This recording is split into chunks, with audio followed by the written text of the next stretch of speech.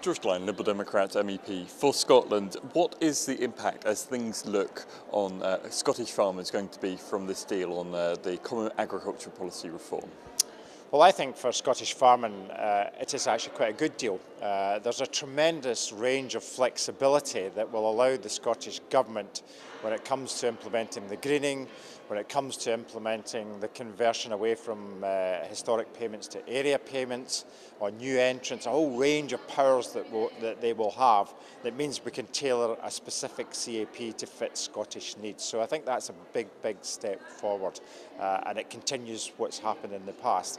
We also are likely to get a 2% increase in the total budget for the direct payments element of the budget, which will confirm that Scottish farmers still have the second highest payments in Europe of all farmers on a per headage basis. So I think in terms of the budgetary implications and indeed the flexibility there is now to implement this new CAP in Scotland, we've got all still to play for, and it's now up to the Scottish Minister, of course, to tell us how he's going to use all these powers and how he will shape the Scottish CAP to make sure it delivers for Scotland.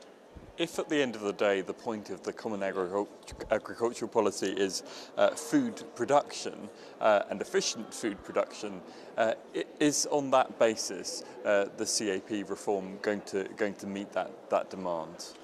Well, I hope it has put sustainability at the heart of the reform going forward, because there is no two doubts that we need to develop more sustainable farming systems, agricultural systems that use less resources, use less inputs and still produce more food. So the overall framework of the CAP takes us in that direction. The detail of what we have to achieve within the greening, I think, actually takes us in the wrong direction. It's too much focused on biodiversity and not about efficient use of carbon, nutrients, resources, scarce resources, etc. And that's where I differ from the Commissioner in his approach. I do think the framework's right, though, to take this new sustainable model of agriculture forward.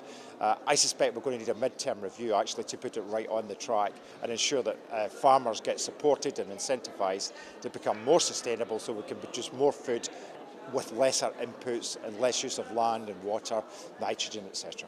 On that issue of efficiency, there has been some that are saying this is going to lead to things like milk lakes and butter mountains and those dark days of past years. What would you say to that?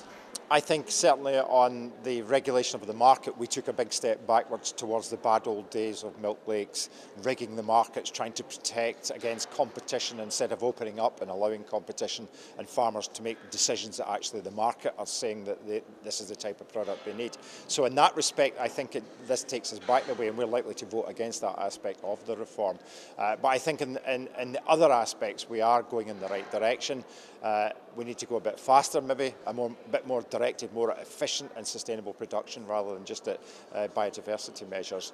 And I think from Scotland's perspective and Scottish farmers' perspective, an extra increase in the budget for direct payments reinforces the position that they do get the second highest payments in Europe, and I think that keeps them in that prime position.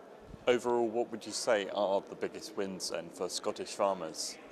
Undoubtedly the ability to make Scottish decisions about it. We do not have to heed what the UK government does in England. Scotland can make its own decisions. The question on every farmer's lips now, of course, is what is Richard Lochhead going to do with all these powers? We need to know soon, because business decisions, clearly businesses need to react. The reform's due to come in 1st of January 2015, that's only 18 months away. We need to know how the Scottish CAP is going to work. And that was lastly what I wanted to ask you. Is from this deal, and we know this isn't quite the end of the road, but from this deal, does that give farmers enough information to start making those business decisions, to start planning, or do we need to still get everything signed off before they can start to do that? In terms of the European framework, we now know roughly what the parameters are, and the deal's done. Politically, it's done. The key question for Scottish farmers, of course, is how you implement all the flexibilities that are there. And that's where the impact in terms of individual businesses will happen. We know on a global scale what the direction is, but clearly the decisions that ministers take decides who gets the money, who doesn't, where to draw lines and maps as to who gets lower or higher payments as you move to this new system. That's all for Scottish ministers. Farmers need to know what that is going to be. farmers in Wales already know, because the Welsh Government's there already has a consultation document out, so they know roughly where the splits are going to be, how many different regions, what the payment rates are. Richard Lochhead needs to get a move on and get the same information out for consultation in Scotland.